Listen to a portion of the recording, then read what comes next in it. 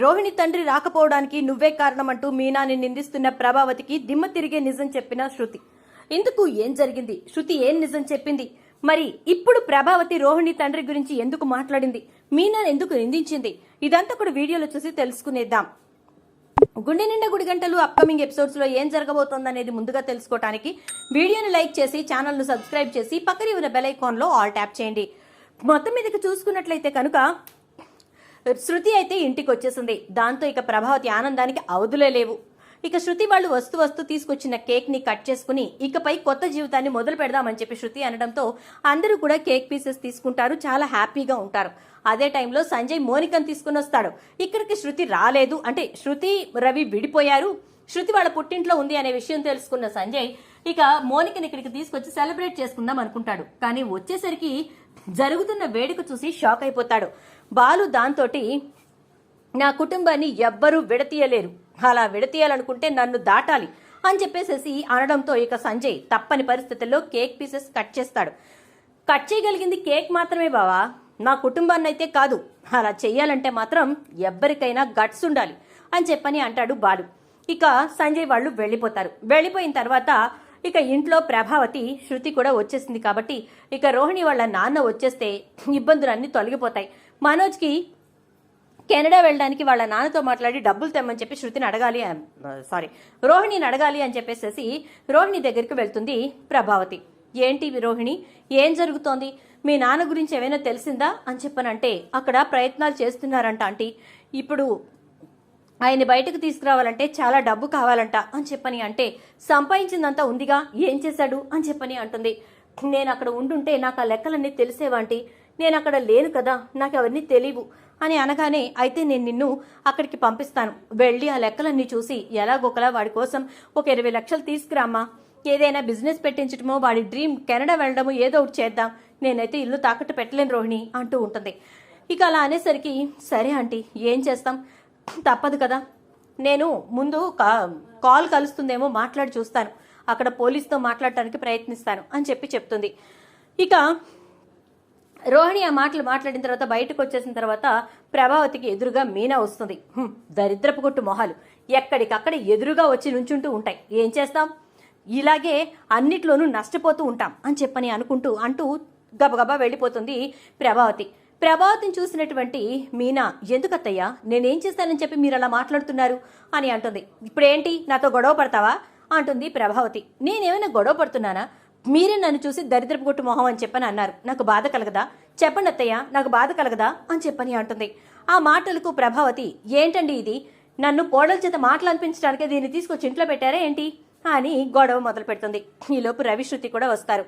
ఇక వాళ్ళు వచ్చిన తర్వాత ప్రభావతి అరవడాన్ని చూసి ఏమైందంటీ, ఎందుకు అరుస్తున్నారలా అని శృతి అడుగుతుంది.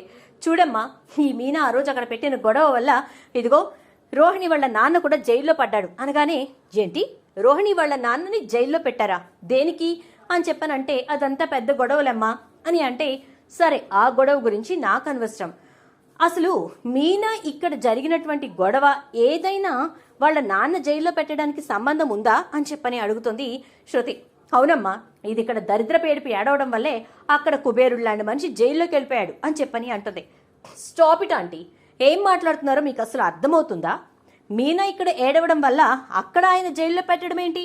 ఆయన చేసిన తప్పులకి ఆయన్ని జైల్లో పెట్టుంటారు, ఆయన ఆయన్ని జైల్లో పెట్టారని చెప్పి అంటే మీరెలా నమ్ముతున్నారు అని చెప్పని అంటుంది.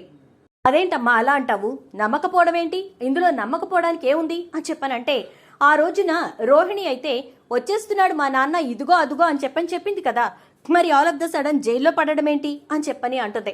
అనేసరికి ఇక ప్రభావతి అదేనమ్మా, ఇక్కడికి బయలుదేరినప్పుడే అక్కడ జరిగిన గొడవ చాలా పెద్దదట అంటే ఆంటీ మీరు ఒక లాజిక్ మర్చిపోతున్నారు, వచ్చేశాడు, ఇండియాలో దిగిపోయాడు, హైదరాబాద్లో దిగాడు, వచ్చేస్తున్నాడు అని చెప్పిన రోహిణి సడన్ గా వాళ్ళ నాన్నని మలేషియా పోలీసులు పట్టుకున్నారు అంటే మీరెలా నమ్మారు అని చెప్పని అంటే నాకు అదే అర్థం కాలేదమ్మా అంటే ఆ పాయింట్ గురించి రోహిణిని అడగడం మానేసి మీనా నిందిస్తారేంటి? అయినా మీకు తెలియని ఒక పచ్చి నిజం చెప్తాను వినండి, రోహిణి ఏది చెప్తే అది నమ్మడం కాదు, అసలు విషయం తెలుసుకోండి అని చెప్పని అంటుంది. ఏంటమ్మా నిజం, ఏంటా విషయం అంటూ ఉంటే రోహిణి గబగబా శృతి దగ్గరికి వచ్చి ఏంటి శృతి ఏమైంది, ఏ విషయం గురించి మాట్లాడుతున్నావు అని చెప్పనంటే వాట్ రోహిణి, ఎందుకు చాలా టెన్షన్ పడుతున్నట్టున్నావు అని చెప్పని అంటే, అభి అదేం లేదు, అదే ఏదో విషయం అంటున్నావు ఏంటా అని చెప్పి, మా నాన్న గురించి నీకేమైనా తెలిసిందా ఏంటి అంటుంది. మీ నాన్న గురించి నాకెలా తెలుస్తుంది? నాకు తెలిసింది నీ గురించే అని చెప్పని అంటుంది. నా గురించా? ఏం తెలిసింది శృతి నీకు నా గురించి అని చెప్పని అనగానే, ఏం తెలిసిందో ఇప్పుడు ఆంటీకి చెప్తాను కదా విందు గాని అంటూ, మీనా యు కమ్ హియర్, ఇట్రా నువ్వు అని చెప్పని అని మీనా దగ్గరకు తీసుకుంటుంది. మీనా నాకు అక్క లాంటిది, అర్థమైందా? అక్క లాంటిది కాదు, నాకు అక్కే.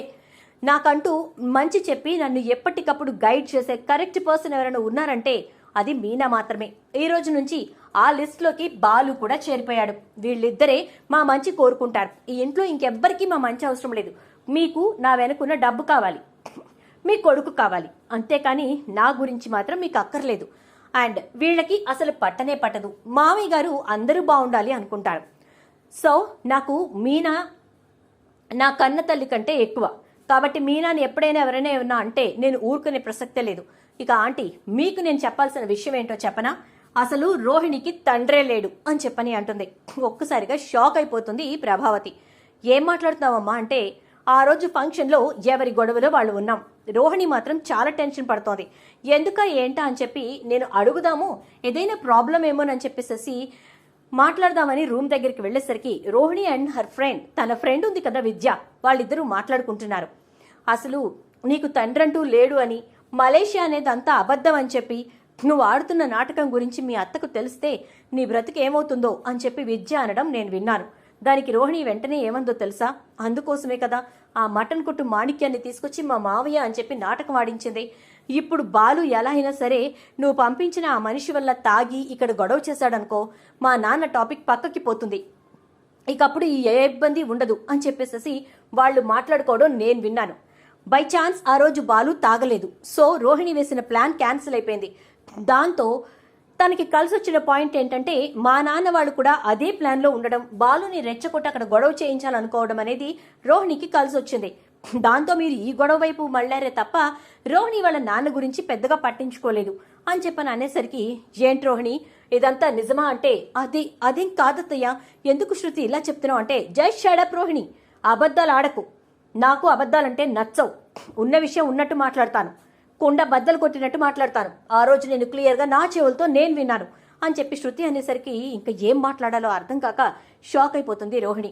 ఇక ప్రభావతి రోహిణి దగ్గరకు వచ్చి చంపలు పగలగొట్టి, ఛీ ఇలాంటి దాన్న నువ్వు ఏరికోరి పెళ్లి చేసుకున్నావురా, ఎన్ని అబద్ధాలు, ఎంత మోసం, లేని తండ్రిని ఉన్నాడంది. అసలు మలేషియా అంటేనే తెలియని ఈ ముఖం మలేషియా నా పుట్టిల్లు అని చెప్పి చెప్పింది అంటూ ప్రభావతి రెచ్చిపోతుంది. మరి ఇప్పుడు ప్రభావతి నుంచి రోహిణిని ఎవరు కాపాడతారు?